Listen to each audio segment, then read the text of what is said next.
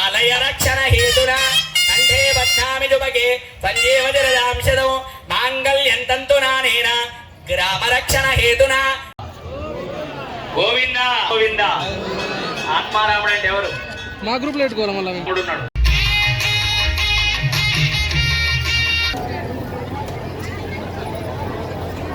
కార్యక్రమాన్ని దిగ్విజయంగా పూర్తి చేస్తుంటారు. వారిని సమయం తీసుకొని ఒక 2 మాటలు మా గురించి చెప్పవలసిందిగా మనవి. జై శ్రీరామ్. అందరికీ గోవింద్పేట అనే గ్రామంలో ఆర్మూర్ నియోజకవర్గంలోనే ఒక మంచి పారదర్శకత కలిగినటువంటి గ్రామంలో సీతారామస్వామి యొక్క ఆలయానికి మమ్మల్ని పిలవడం, ఆ సేవకు, ఆ ప్రేమకు, ఆ భక్తికి నోచుకోవడం బిఆర్ ఫౌండేషన్ ఆర్మూర్లో మేము ఒక ట్రస్ట్ ఏర్పాటు చేసినాము. భగవత్ కార్యక్రమాలు కానీ ఇంకా ఏ ఇతర కార్యక్రమాలన్నా కానీ మా ఫౌండేషన్ ద్వారా దేవుడికి కానీ హైందవ సంస్కృతిని కాపాడడానికి ప్రతిరోజు అహర్నిశలు కృషి చేస్తున్నటువంటి మా యొక్క మిత్రులందరం కూడా స్వామివారి సన్నిధికి రావడం అనేది చాలా సంతోషంగా ఉంది.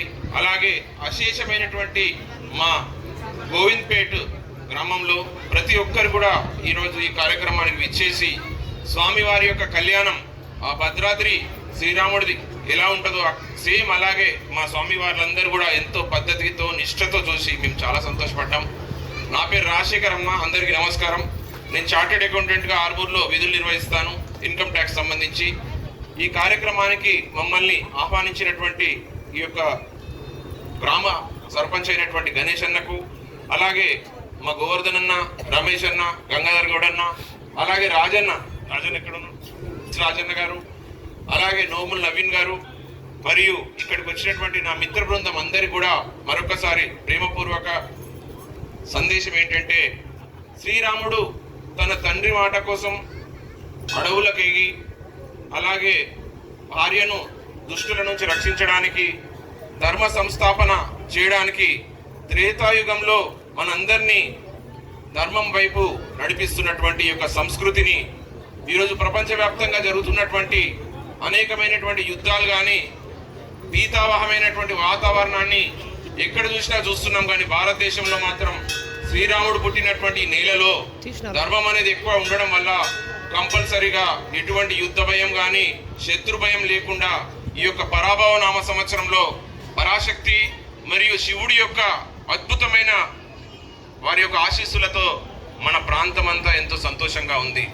అలాగే దుబాయ్లో కానీ మిగతా ఏరియాలో ఎవరైతే ఉన్నారో మన భారతీయులందరూ కూడా క్షేమంగా ఉండాలని, అలాగే ఈ యొక్క సంక్షోభ సమయంలో ప్రతి ఒక్కరికి కూడా మన శ్రీరాముడు నడిచిన నేల అయినటువంటి భరతఖండంలో మీ అందరి కూడా మంచి జరగాలని, అలాగే నా యొక్క గోవింద్పేట్లో ఉన్నటువంటి నా యొక్క అన్న అయినటువంటి డిష్ రవి అన్న మరియు మా వదిన, అలాగే ఇక్కడ ఉన్నటువంటి నా మిత్రులందరికీ కూడా నన్ను అక్కడక్కడ గుర్తుపట్టేటువంటి చిన్న మహిళలందరికీ, చిన్న పిల్లలకు, మిగతా అందరి యువతకు కూడా మా ఫౌండేషన్ తరఫు నుంచి ఈ యొక్క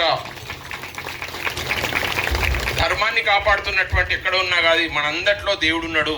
శ్రీరాముడు ఆ యొక్క అధర్మం పైన ధర్మమైనటువంటి యుద్ధం చేసి ఆ రావణుని సంహరించి మన దాంట్లోనున్నటువంటి ఎవిల్స్ని అంటే చెడును పారదోలేటువంటి యొక్క సంస్కృతిని కేవలం ప్రపంచవ్యాప్తంగా ఎక్కడ ఉన్నది అని అంటే భారతఖండంలోనే ఉంది. అది హైందవ తత్వంలోనే ఉంది.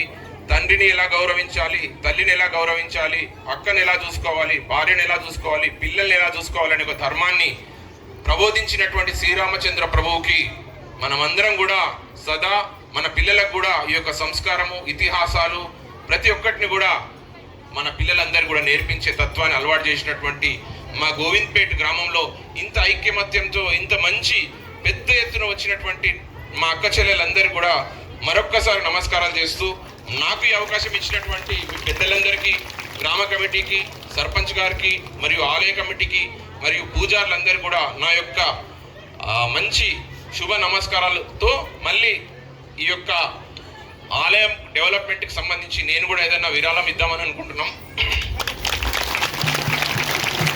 మా రమేష్, మా గోవర్ధన్ అన్న, అలాగే రాజన్న గారు, అలాగే సర్పంచ్ గారితో డిస్కస్ చేసి కంపల్సరీ ఒక మంచి విరాళం ఇద్దామని అనుకుంటున్నా. తర్వాత మీ అందరికి కూడా నేను మంచిగా ఏది అవసరమో దాని ప్రకారం నేను నడుచుకుంటానని, కేవలం శ్రీరామచంద్రుడు అలాగే ఈ యొక్క అనుబంధాన్ని గుర్తు చేసుకొని మాత్రమే దేవుడి సేవకై నేను ఈ కార్యక్రమాలు చేస్తానని మీ అందరికీ పెద్దలందరూ కూడా నమస్కరిస్తూ ముగిస్తున్నాను. థ్యాంక్ యూ అమ్మా, థ్యాంక్ యూ సో మచ్.